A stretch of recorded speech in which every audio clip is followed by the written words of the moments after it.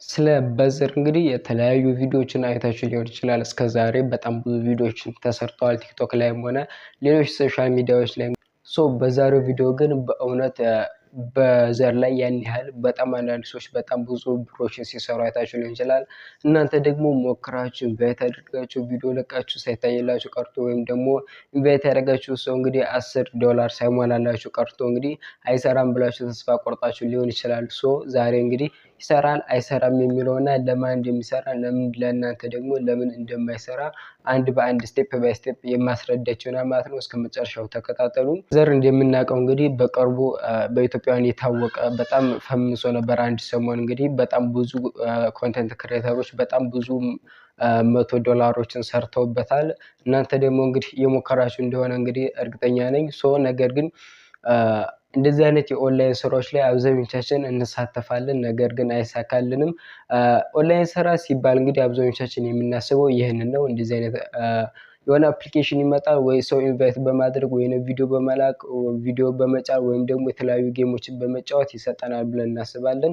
ነገር ግን ትክክለኛ ኦንላይን ቢዝነስ ብላችሁ ወይም ደግሞ ሜክ መኒ ኦንላይን ብላችሁ ካሰባችሁ የሆነ ፕሮዳክት ወይም ደግሞ ዲጂታል ፕሮዳክት ወይም ፊዚካል ፕሮዳክት መስጠት ይኖርባችኋል፣ መሸጥ ይኖርባችኋል። አለበለዚያ ደግሞ የሆነ ሰርቪስ ተምራችሁ የሆነ ስኪል ይዛችሁ በዛ ስኪል እንግዲህ የሆነ ሰርቪስ መስጠት አለባችሁ። ጄኒውሊ የሆነ ጥሩ የሆነ ቤተሰብ የሚያስተዳድር ላይፍ ቀጥ አድርጎ የሚመራ መኒ ወይም ደግሞ ገንዘብ ማግኘት ከፈለጋችሁ። ነገር ግን አብዛኞቻችን እንግዲህ የተለያዩ ትናንሽ ታስኮችን በመስራት እንግዲህ ብሮችን ዶላሮችን መሰብሰብ ነው የምንፈልገው። ለዛም ነው እንግዲህ በዘር ሀገራችን ላይ በጣም የፈመሰው። በዘር እንግዲህ እንደሰማሁት ቪዲዮ እና እንዳየሁት ከሆነ በሁለት መልኩ ነው በዋነኝነት የሚከፍለው። የመጀመሪያው በቪው ይከፍላል ተብሏል፣ እንዲሁም ደግሞ በኢንቪቴሽን ኮድ ይከፍላል። አብዛኞቹ ክሬተሮች እዚህ ላይ እንግዲህ የሚሸውዷቸው እነሱ የሚሰሩት በኢንቪቴሽን ኮድ ነው። አሁን ላይ ቪዲዮ ብትለቁ አብዛኞቻችሁ ላይ አይሰራም። ምክንያቱም በዘር እንግዲህ የሚፈልገውን ያህል ሰው ዘንድ ታውቋል፣ ፈምሷል። ቪው እንግዲህ ይህን ያህል ይሄድልናል ብላችሁ እንዳትጠብቁ። አንደኛ በቪው የሚከፍለውን የገንዘብ መጠን ይቀንሰዋል ስለታወቀ ማለት ነው። ሁለተኛ ደግሞ ይህ ኢንቪቴሽኑ ምን ያህል ደረጃ ድረስ ይሄዳል የሚለውን እርግጠኛ መሆን አለባችሁ።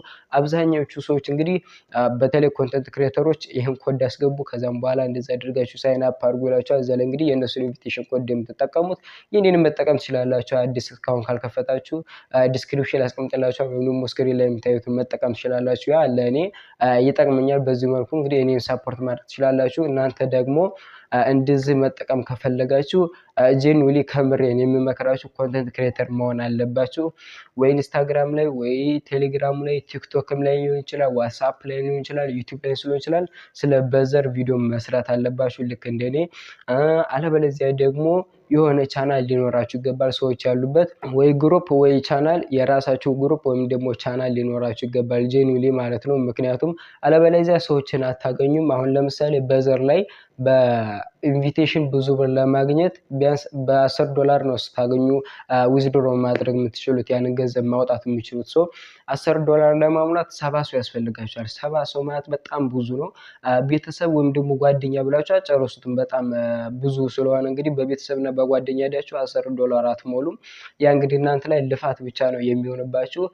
በኢንቪቴሽን አብዛኞቹ ኮንተንት ክሬተሮች በኢንቪቴሽን ነው የሚያገኙት ብዙ ብር ማለት ነው።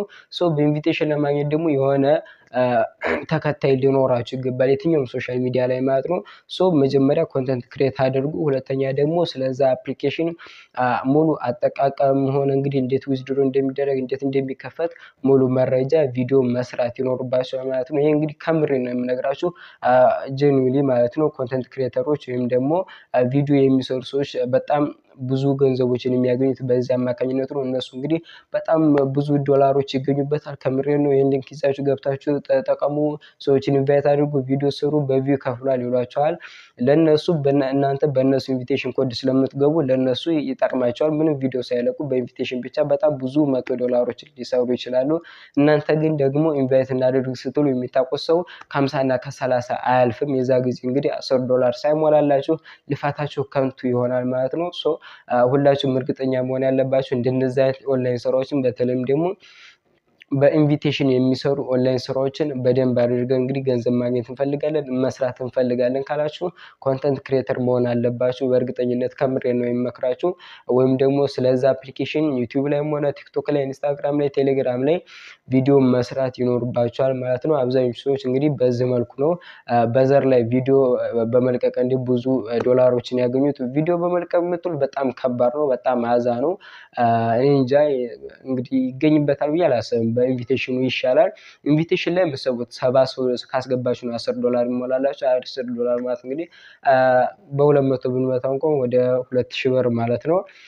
ከዛ አይዘልም። ነገር ግን ለምሳሌ አንድ ሰው ቪዲዮ ስለዛ ቢሰራ ቲክቶክ ላይ 100,000 200,000 ቢታይለት ከዛ ሰው እንግዲህ 1000 ሰው ያንን ኮድ ተጠቅሞ ቢገባለት በ1000 ሰው እንግዲህ $700 ታገኛላችሁ። እሰቡት $700 ማለት እንግዲህ በአሁን በብላክ ስትመቱት 100 ምናምን ሺህ ብር ማለት ነው። 100 ምናምን ሺህ ብር እንግዲህ አንድ ወር ባልሞላ ውስጥ ያ ሰውዬ ያገኛል ማለት ነው። እናንተም እንግዲህ እንደዛ አድርጋችሁ ገንዘባችሁን ማግኘት ትችላላችሁ። እንደነዚህ አይነት በኢንቪቴሽን የሚሰሩ ኦንላይን ቢዝነሶችን መስራት ከፈለጋችሁ የግዴታ ኦንላይን ኮንተንት ክሬተር መሆን አለባችሁ። ከምሬ ነው የሚል ነገር የምነግራችሁ። አለበለዚያ ግን 20 ሰው 30 ሰው ስላወቃችሁ ብቻ በኢንቪቴሽን ይሰራ ስለተባላችሁ ብቻ ብትለፉ ከንቱ ነው የሚሆነው። ለነሱ ለኮንተንት ክሬተሮች ብቻ ነው የሚጠቅመው፣ ልክ እንደኔ ማለት ነው። አሁን እናንተ የኔን ሊንክ ይዛችሁ ብትገቡ ለኔ ይከፍለኛል ማለት ነው። በዛ በአንድ ሰው ኢንቫይት ባደረኩ ቁጥር ይከፍለኛል ማለት ነው። ለእናንተ እንግዲህ ቻናሉን ስትከፍቱ በእኔ ገብታችሁም ሆነ በማንኛውም ሰው ኢንቫይት በተሰጣችሁ ኮድ ያንን ስትገቡ ለእናንተ የሚሆን ያህል ፐርሰንት ይሰጣችኋል፣ ለዛ ሰው የሚሆን ያህል ፐርሰንት ይሰጠዋል። ከዛም በኋላ ደግሞ የእናንተን ኮድ ይሰጣችኋል። የዛ ጊዜ ያንን ይዛችሁ እናንተም ለሌሎች ሰዎች ማስተዋወቅ ይኖርባችኋል ማለት ነው። በዋነኝነት ኮንተንት ክሬት የምታደርጉት የእናንተን ኢንቪቴሽን ኮድ ሰዎች እንዲጠቀሙት ለማስተዋወቅ ብቻ ነው። ያንን ካደረገላችሁ በኋላ በጣም ቀላል ነው። ዋናው ኢንቪቴሽን ኮዳችሁን ማስተዋወቅ ነው። እንደነገርኳችሁ 1000 ሰው ቢገባላችሁ እንኳን $700 ማለት እንግዲህ 100 ምናምን ሺህ ብር ነው። በጣም ትልቅ ብር ነው የሚሆነው። ኮንተንት ክሬት ማድረግ ይኖርባችኋል የግዴታ። አለበለዚያ ግን ድካም ነው የሚሆንባችሁ።